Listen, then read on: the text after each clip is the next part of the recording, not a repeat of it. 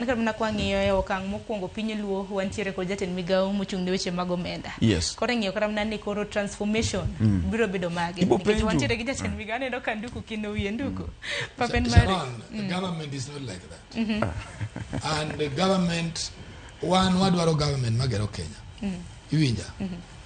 Paro moko ma joluo dwa bedo go ma minute we should come out of them. Tura ni wuoyo. By 1992 we didn't have infrastructure in Nyanza. Politics has helped us. In fact, Jaduong Raila Nyusutiu seriously. There were all infrastructure in Nyanza. Infrastructure chako donji Nyanza Marailo be the prime minister. That's why we have an airport. Homa Bay, roads go nenu ntie, thuru ntie ndara. Ndechi ni ng'eny, to kandara ni tie. Ngeche ni business de malo. Gima pokwa explore. En kaka wadongo gikwagi. Why are we having a railway that cannot transport goods to Nairobi? Those are the challenges. Amwanyalo produce at our fingertips. Tinde woso nyaka mapera. Mapera thurwa chon en gima ji muoda igine. Iwinja, muoda pap. How do we build what we have potentiality marwa? That is what we should be thinking about. Iwinja.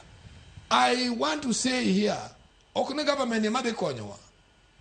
One was a structured process. And that's why can pinyo biro matek. And you lumi na nogi jinyalo chayogi. But we have helped this country. Can pinyo biro matek. I remember during Raila as a minister and then prime minister. Emano kele idea. No constituency nyakabiri ndara chel malam. That is now a policy. Gik majogi wachogi duta now structured in the law. So we cannot afford to become malingerers in the level of meetings and what have you. One warang values gikakwa tiyugu gikwa maber mwayodo.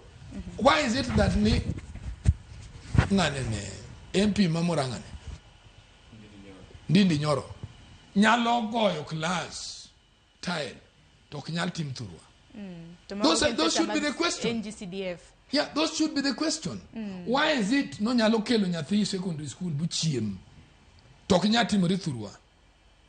Iwinja, those should be the question. Are we wrongly putting wrong people in place, or we have a future? That's why I'm against all these things. One only go interrogate what kind of leadership do we have. Kada kain mana governor. And governor mane. And governor of what purpose? Benene no ka jopiny samoro osechiwo. Motelo ne yiero mar higa mar 2020 Imwang'eny koko Sharon. Waonge a structured process. Wan gu koko mang'eny, wan gi ng'ane oromo. Waonge telo manikelo chon. Ing'eni Sharon, let me tell you. And I had a chance to bedo machine gi Jaramogi. Jaramogi kanan maranda chiemo na dhinene. To ng'isa ni nyathi ng'eti ni nyayo ni. Ene kamonyono ti nyono. To wabro kelo lokrok.